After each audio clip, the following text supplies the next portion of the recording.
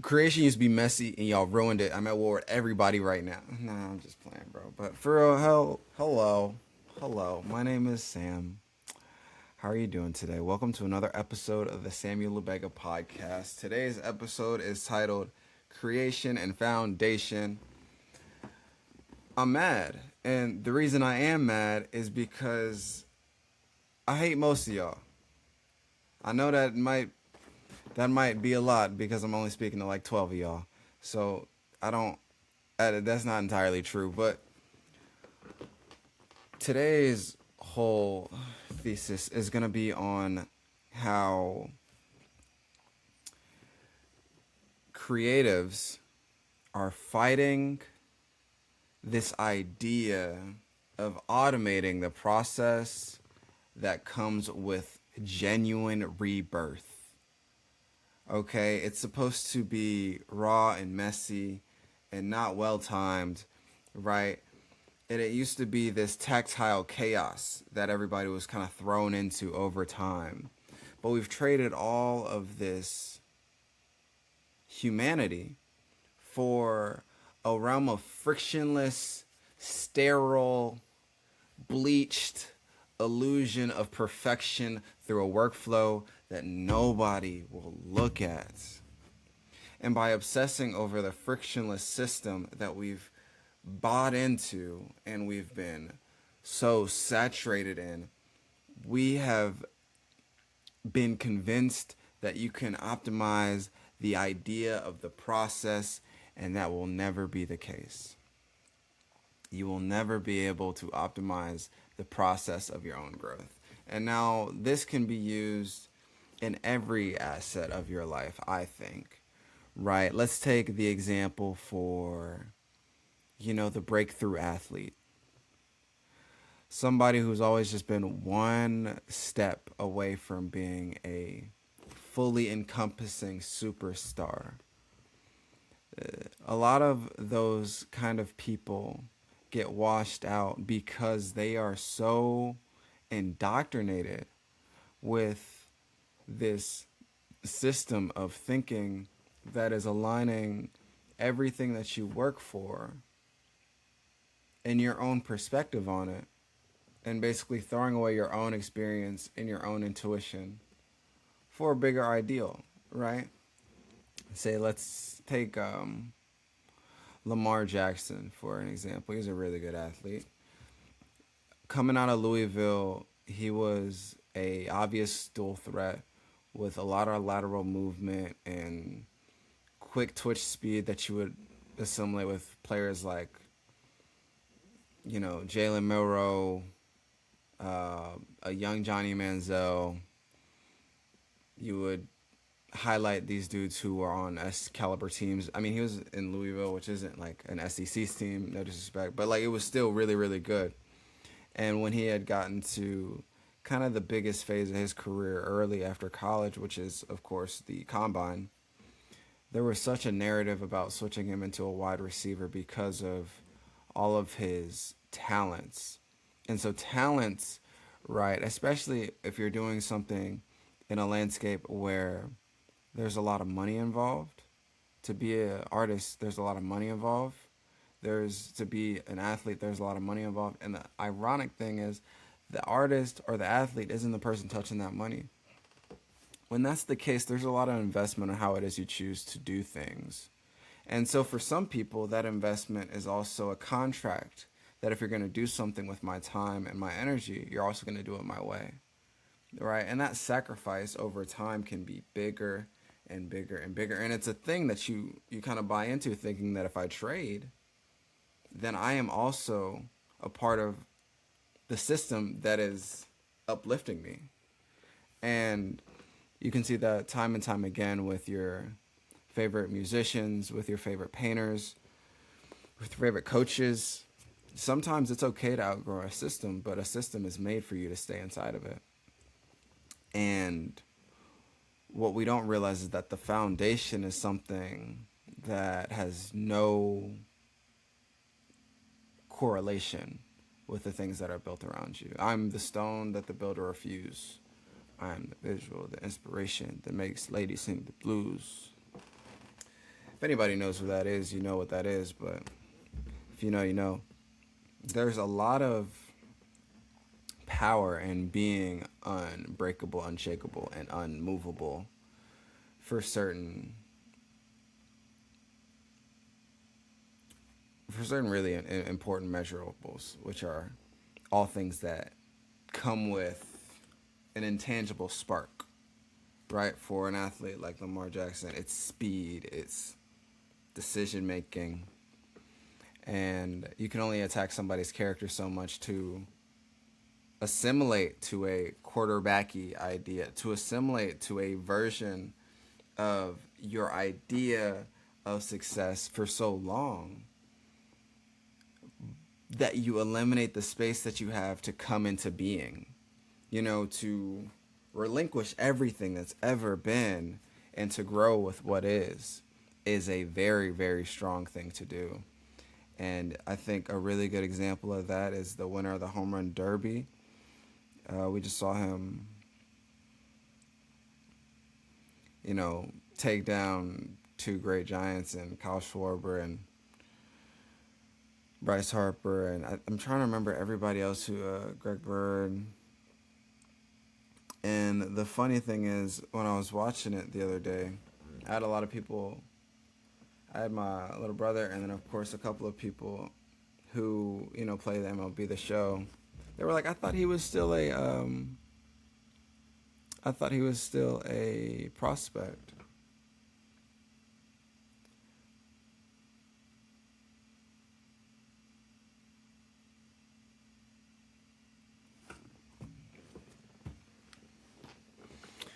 And that just comes to show you like how quickly Jordan Walker was able to go from a quote unquote nobody to a household name. But I think what's so funny is through the course of even his short so far career, it's been a lot of trying to change, maybe his play style, being a very, very big player and kind of not fitting a very mystique mold as a big righty. That you don't see a lot of big righties with a opposite field approach and stuff like that. All of that, not to dive too dig into the sports, but there's just that's the landscape for how we view sports right now. It's how can we change the things that aren't in our control, and I'll use LeBron James, for example. He just went to the 76ers, and the world is going crazy. It's my first day as a 76ers fan. It's kind of lit. Woo, woo, go Bron. Right? But even then, the heights that we uplift people is only so that we can see them fall. It is only to magnify the moment so that the outcome is even sweeter or even more bitter. And I think when you recognize that those things that we can't really control for the masses in the narrative, you'll start to understand why you can't optimize the process. You can't optimize, hey, Jordan, we're going to get your swing right, and then we're going to be low-key until the home run derby, and we're going to take it home, and we're going to lock and secure a contract for you, the Cardinals, next year. He's going to secure a multi-million-dollar long-term deal with the Cardinals, I can guarantee it. Like, those kind of things you can't walk down. Sometimes you're in the minors forever, and then one day somebody needs a Game 6 or Game 7 starter for the World Series or the Super Bowl, right? But when you put that into a lens of, all right, I'm just doing my thing, be that if you're a small-town writer or, you're just trying to be a better friend, the idea that you need to optimize everything instead of buying into the process of learning to love what is, growing where you are, in the roots of the struggle or in the roots of the confusion, you won't be able to pull back the proper themes of the experience to then be ready for the next step. And you see it all the time. You see the crash and burn. We love to see the crash and burn, like the Antonio Browns or the Johnny Manziels, right? It's because your environment will only uplift you so far before they realize, hey, we've seen enough of this Phoenix and we don't know how to end this story. And the reality is most people aren't unorganized. It's just we've been coached, we've been taught, we've been selfishly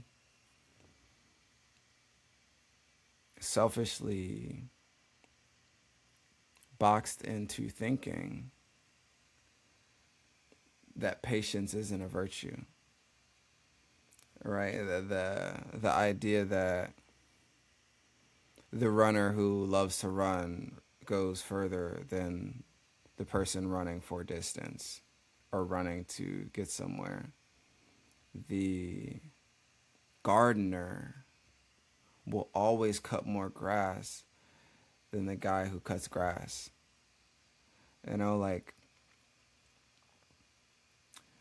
there's a quote in this book, and it talks about how a true gardener doesn't need a lawnmower because he never lets his grass overgrow. There are so many different times that we get re-inspired to achieve something great and it doesn't happen right away, or a dream's deferred, that we instinctually start building somewhere else, or we instinctually start building higher and higher monuments of these things that, take decades, that take real time. And if everything is snap fast in a hurry, your favorite creator is gonna force feed you 20 minutes of whatever it is that is gonna have you dociled out to sit through another 3 prize pick ads. Or if you're a kid, and you just want somebody to vibe with, how hard it is to be able to change your mind about things in a world that's going to force you to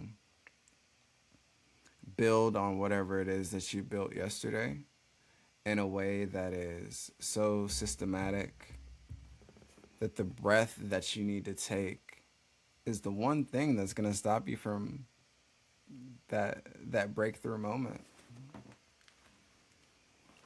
Like,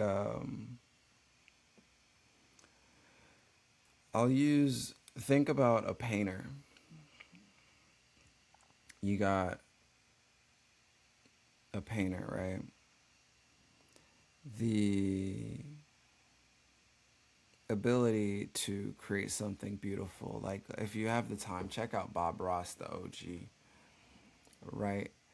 The ability to paint a beautiful painting, you can do that in 30 minutes. If you know how to properly make a beautiful painting, right? But what does it take to get to the point where you can just do that in your sleep? It's not because you're practicing every day, all right? Because a lot of people practice every day and they never get as good as Bob Ross. It's when you're moving with purpose, and that purpose is so struck because you've sat with something long enough to where the answer is always clear. And then you invite people in, and you get to watch firsthand. Like, I wish that was more natural of an answer for people to understand.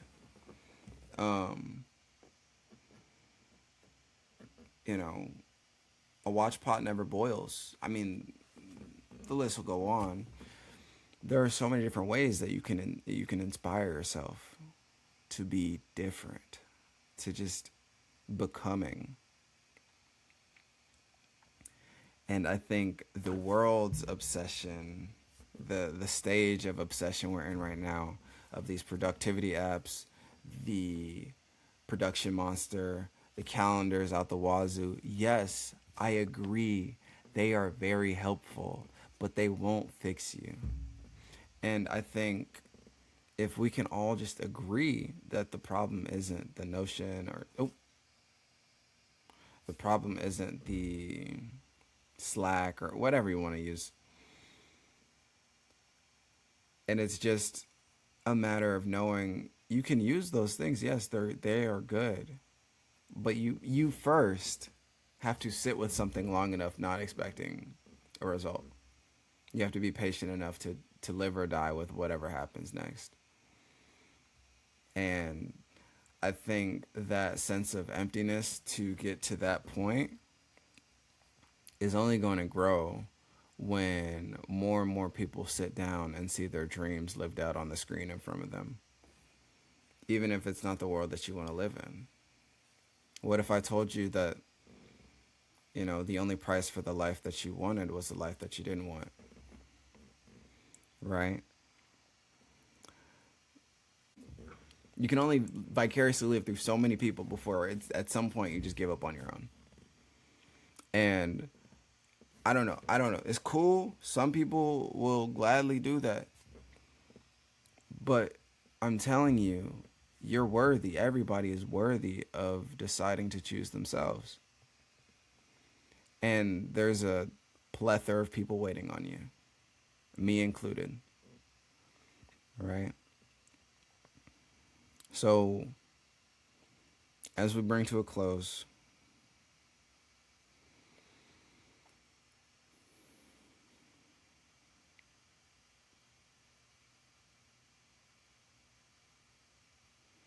there's no motivational video or purpose video that's gonna spark you out of your feet. I'm not trying to do or be any of that kind of nonsense.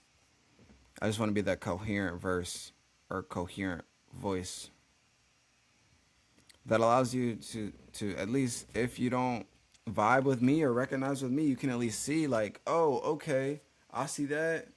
No, I know what I gotta do. Or I see that. Wait, that makes sense. I know where I gotta go. But I'm telling you, you're gonna miss your moment. You're gonna miss your moment, man. And that's all you really have. And those only come when you're not trying to get sold on something. It's not gonna happen it's not gonna happen in the very thing that they're trying to convince you it is. You don't need a best friend chatbot to tell you, hey, wake up, it's gonna be a good day. That's not how it's gonna work. But as always, I will tell you how to have a good day. I will see you in the next one. That has been this one. I'll probably try to check in. The World Cup was really cool. I might start doing some live event stuff. I gotta look up the rules on what I can and can't throw on a video without getting flagged. I don't want to have to deal with trying to lock and open my account. But I will see you guys in the next one. Peace.